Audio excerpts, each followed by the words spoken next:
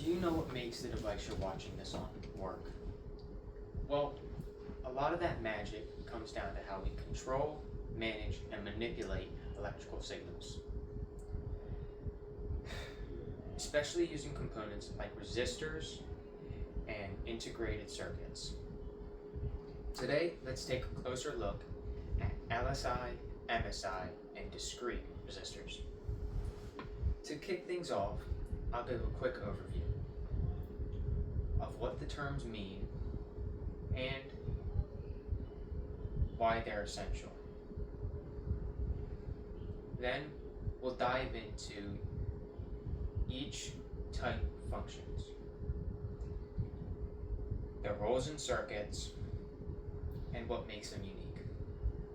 By the end of this talk, you'll have a clearer picture of how these components keep our digital world running. So, what are we covering? First, we'll explore LSI, large-scale integration. Then we'll move to MSI, medium-scale integration. Last, we'll go to discrete resistors. Each difference is practically based on if it's integrated or if it's a resistor. Starting with LSI. What is it? Well, LSI is usually found in a controller or a chip. It is a bunch of kind of tiny electronical signals and electronical components in a city. It's super compact and very, very large scale, as in it works for a lot more things than what the MSI or resistors work for. It controls everything from our boats, cars, trucks, planes. It's in everything. All of the stuff we use every day. So I do have an MSI, an LSI, and some resistors with me today. So it might be hard to see, but right in the middle of this board is an LSI. That's a control module, but the LSI is in it. It's kind of together they work. Each little leg on these are pins that do different things. They can do ground, the power, the input, output, communication signals, everything. It's made of silicone and metal, forming a dense network that can execute complex instructions incredibly fast and efficient. What's amazing about these is we used to need dozens of separate parts. Now we just need that. They can do things, like I said, they can control cars, trucks, planes, but they can also do temperature sensors, they can control doors, they can take input from just about anything and turn it into an output. And you know, the giant robotic arms that you'd see in factories, warehouses and stuff, they control those. Pretty cool stuff. Next up, MSI, medium scale integration. These do a lot of the same things that MSI do, that LSI do, just on a much smaller scale. They're not as complex. They can't do all of the things, but they're still pretty good. When I said that we needed a lot more things for what we used to do compared to just using an LSI, we just use a bunch of MSIs and resistors and stuff.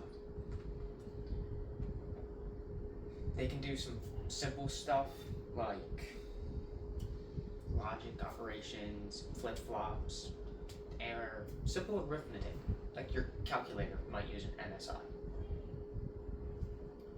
I'm going to take out that same board once again, and it's going to be real hard to see, so just this little tiny piece, you could show the camera right there at you. That little piece, here, point to it.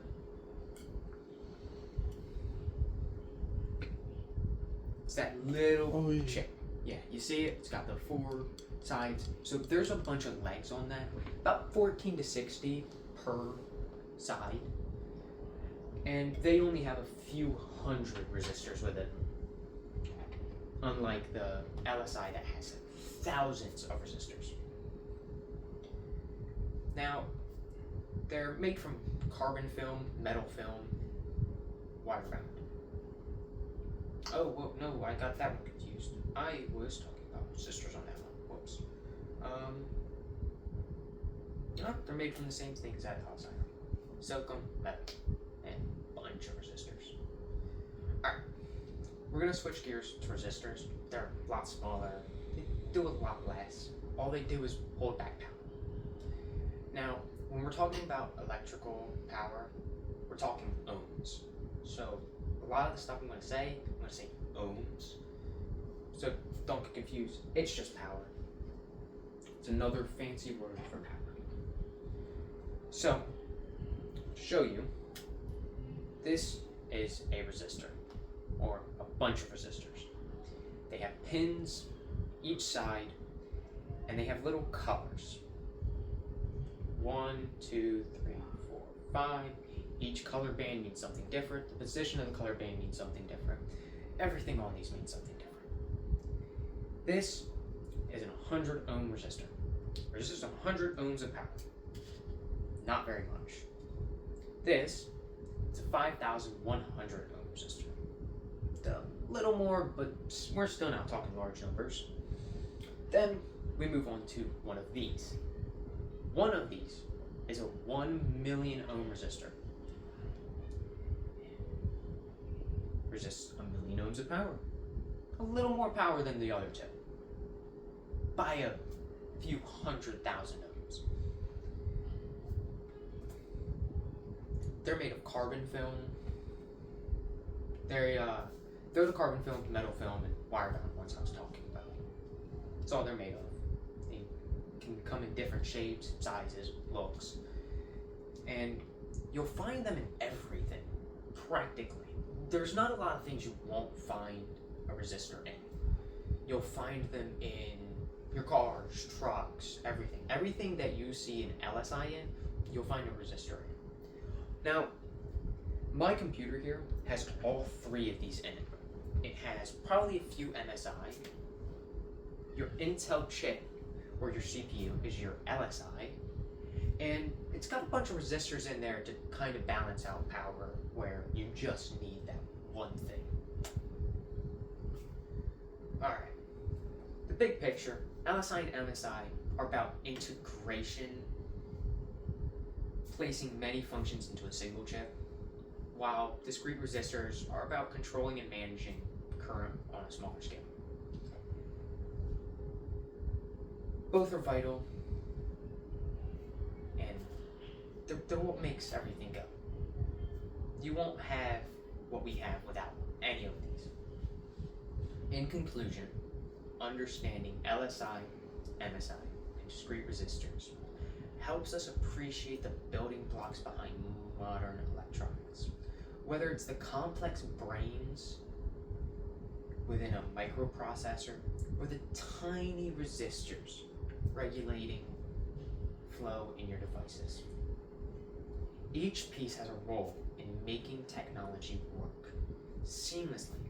Next time you use your favorite gadget, think about the incredible systems working behind the scenes. From integrating chips to simple resistors, each one a testament to clever engineering and design. Thank you. That was my informative speech. My name is Trevor.